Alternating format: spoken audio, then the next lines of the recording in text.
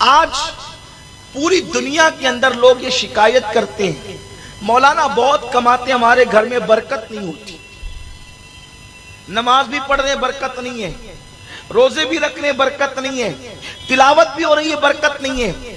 ہم کہتے ہیں برکت کے لیے جب تک رحمت کے فرشتے نازل نہ ہوں گھر میں برکت کیسے ہو سکتی ہے؟ رحمت کے فرشتے گھر میں آئیں گے تو ہی برکت ہوگی، اور رحمت کے فرشتے گھر میں نہ آئیں تو برکت ہو نہیں سکتی۔ اور رحمت کے فرشتے کہاں سے چلے جاتے ہیں؟ رحمت کے فرشتے کہاں سے نکل جاتے ہیں؟ تفسیر روح البیان شریف میں ایک بات لکھی ہے، بہت دھیان سے سنیں۔ آج گھر کی عورتیں تو باہر بھی دوپٹہ نہیں اوڑھتی، جو باہر دوپٹہ نہ اوڑھے تو گھر میں دوپٹے کا کیا تصور ہو سکتا ہے؟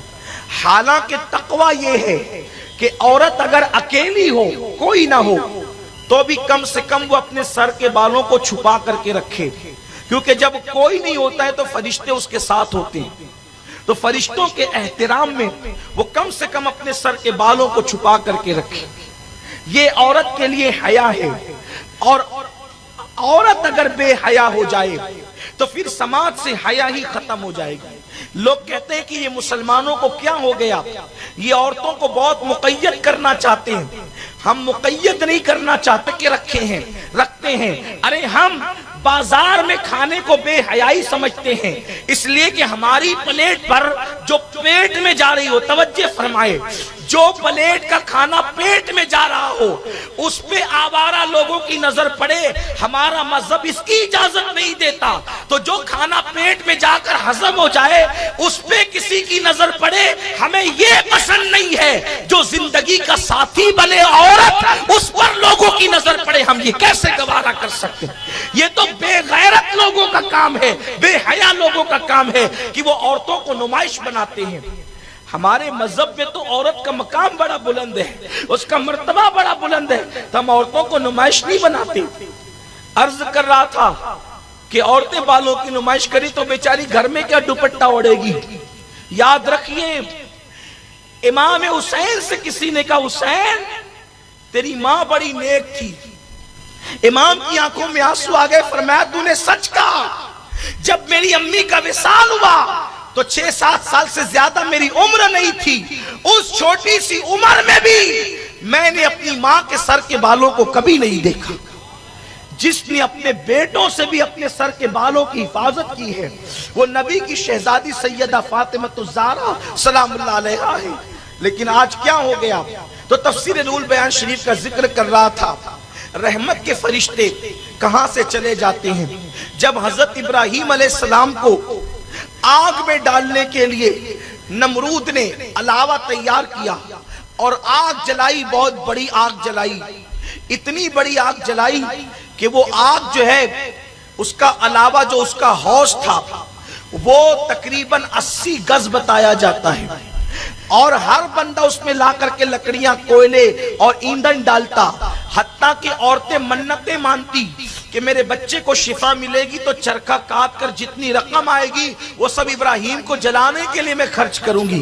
اتنی شدت پیدا کی گئی تھی ابراہیم علیہ السلام کے خلاف۔ حضرت ابراہیم علیہ السلام کے لیے جب کئی دنوں تک کے آگ بڑھتی چلی گئی تو پھر ابراہیم علیہ السلام کو اب آگ میں ڈالا کیسے جائے گا، یہ ایک عجیب مسئلہ تھا ان کے لیے۔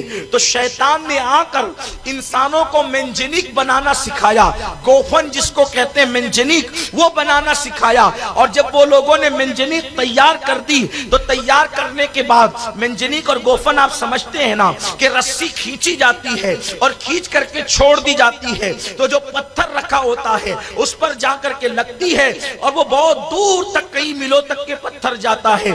تو پتھر کی جگہ حضرت ابراہیم علیہ السلام کو بٹھایا گیا اور رسی کھینچی گئی تاکہ حضرت ابراہیم علیہ السلام کو آگ میں ڈالا جا سکے۔ لیکن ابراہیم علیہ السلام کو بٹھانے سے پہلے نمرودیوں نے کئی دن تک کے پریکٹس प्रैक्टिस की, कई दिन तक के उन्होंने मशक की कि हम रस्सी कैसे खींचेंगे।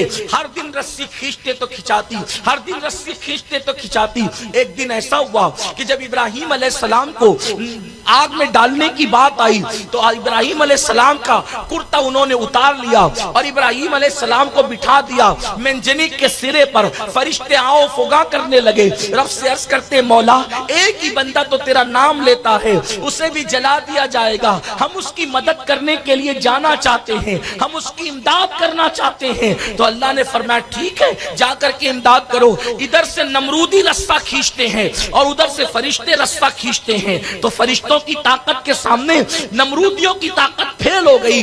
तो उन्होंने कहा कल तक के ये रस्सा तो आसानी से खिंचा रहा था, आज ये क्यों नहीं खिंचाता। तो उस वक्त तो शैतान एक बुढ़े की शक्ल में आया और आने के बाद कहा कि ये रस्सा अभी खिंचा जाएगा, ये रस्सा अभी खिंचेगा, एक चंद औरतों को बुलाओ।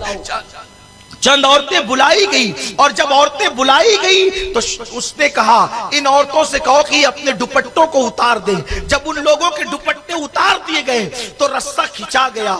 लोगों ने पूछा हैरत है अब तक की रस्सा नहीं खिंचा रहा था, औरतों ने आकर के दुपट्टा क्या हटाया कि रस्सा खिंचा गया। तो उस वक्त शैतान ने जो बात बताई वो ये थी कि जो तुम इस तरफ से रस्सा खींच रहे थे उधर से रहमत के फरिश्ते रस्सा खींच रहे थे, लेकिन जैसे ही औरतों ने अपने सर को नंगा कर दिया, जहां औरतें अपने सरों को नंगा कर देती है वहां से रहमत के फरिश्ते चले जाते हैं।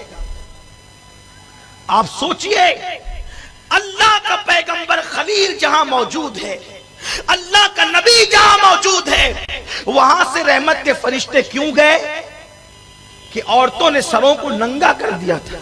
नबी की मौजूदगी में भी अगर औरत सर को नंगा कर दे तो वहां से रहमत के फरिश्ते जा रहे। रिवायत से तो यही पता चलता है बज़ाहिर। अब आप मुझे बताएं, हम और आप कहते हैं घर में बरकत नहीं होती, तो हम अपने घरों का जायजा तो लें। क्या हमारे घर की औरतें दुपट्टा ओढ़ती हैं? घरों का माहौल क्या है? हमने यहूद और नसारा और मुशरिकीन की तरह तो घर का माहौल बना रखा